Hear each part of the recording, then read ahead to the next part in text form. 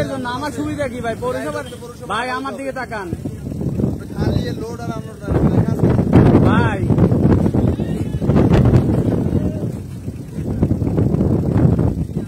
ভাই আমার গাড়ির উপকার হইবে কি ভাই? আমি বলি ভাই, আমার দিকে আপনার নামটা কি? আপনার নামটা কি ভাই? আমার দিকে তাকান, আপনার নামটা কি?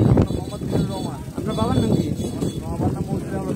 আচ্ছা, এখন এই আমার গাড়ির হচ্ছে উপকারটা কি? পৌরসভার টোল দিলে আমার গাড়ি হচ্ছে ঢাকার গাড়ি,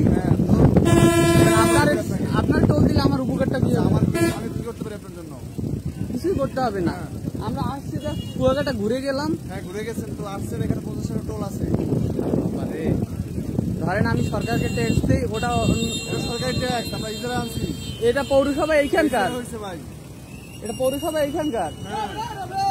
পৌরসভা এইখানে আপনারা হ্যাঁ ওই দিন ওই যে একজন হচ্ছে যে জেলা প্রশাসকের কাছে ইয়া করছে যে পটুয়াখালীর ওইখানে, এখানে আপনাদের হচ্ছে যে স্ট্যান্ড থাকতো, আমরা স্ট্যান্ডে রাখতাম।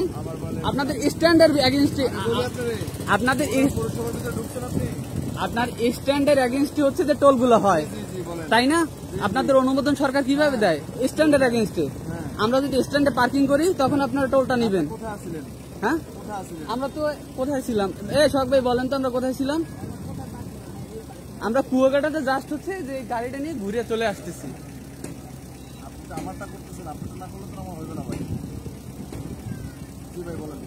বলছি হ্যাঁ আমি টোল দিতে যাচ্ছি না বলতে আমার গাড়ির তো সুবিধা, আমি তো আপনার এখানে কোনো পার্কিং করি নাই, করছি। আমি পৌরসভার ভিতরে কোথাও ঢুকি নাই। এটা ঢাকা থেকে আসছে, কুয়াকাটা থেকে আসছি।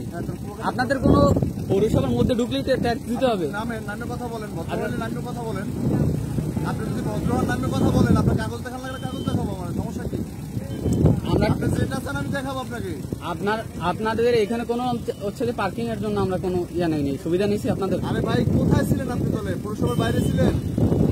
বলবেন তো কেন সব পৌরসভার ভিতরে সব জায়গায় কি আপনাদের পার্কিং এর জন্য? পৌরসভার কি হয়? পৌরসভার ইজারাটা কিভাবে হয়? কিভাবে হয়? এটা হচ্ছে নির্দিষ্ট পার্কিং জোনের জন্য সরকারি যে আপনার পৌরসভার নির্দিষ্ট জায়গা